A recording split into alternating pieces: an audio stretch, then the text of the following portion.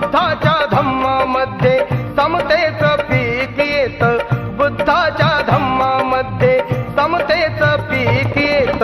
प्रज्ञाशील करुणेनं जीवनाचं सोनं होत, प्रज्ञाशील करुणेनं जीवनाचं सोनं होत.